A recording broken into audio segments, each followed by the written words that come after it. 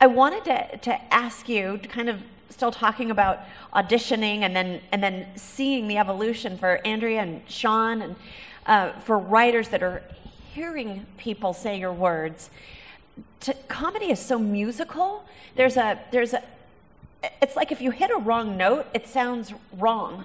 Like you can play the song in different styles, but how is that when you're listening to people read your material, perform your material, and you're like, do you feel that?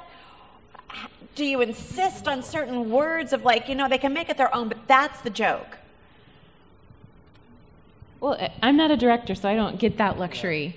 But I will say that I think it's very hard to be just a writer in some cases, because you can know in your head how funny the scene is, because you invest your time coming up with the characters, and you kind of know their foibles, and you can picture them in your head. And every single time I've had a comedy script go through a production process, there is this moment of panic where everyone goes, "It's not funny enough."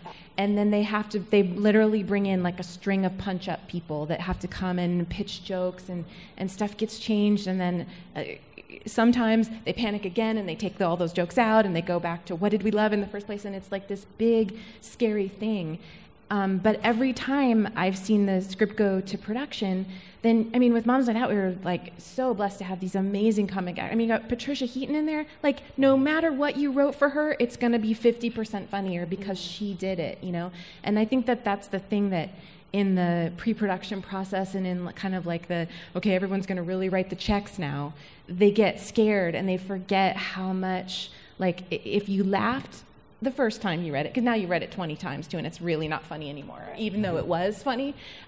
Once you bring in those actors, Sean Astin is an insane improviser, and so he made every scene 100% funnier than it was on the page, because he would come up with 3 more lines, and some of them made it in the movie, some of them are on the behind the scenes or whatever, and he's hilarious. But you kind of forget, I think, in the process how much the actors really do when they really know what they're doing, how much they bring to it. That line may be funny, but what's funnier is Sean Astin's facial expression after she says that line. You forget all those little things when it's on the page. And so, I always have to kind of comfort myself through that whole process of the it's not funny enough panic, to try not to take it too personally and just say, okay, we're going to run this course, and people are going to come in and pitch jokes, and I'm going to hate a bunch of them and think they ruin the dramatic nature of the scene or whatever, but some of them are going to be really funny, and we're going to keep them, and some of them the actors are going to make better once they hit the set, But I was amazed at how much funnier Mom's Night Out was than the script, just simply because you have all these people bringing their talents in, and just amazingly funny people, making the moments. So. Sean, anything you want to add? Yeah, it's hard because it is a balance. It's a collaborative art, so it is intended to. It should be, my movie should be much better than my script. If it's not, then the system's not working, because that's the point of the system.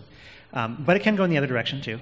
Things could, that are funny, that the person who's saying it decides, well, let me just rearrange the words because it feels, I want it to feel natural.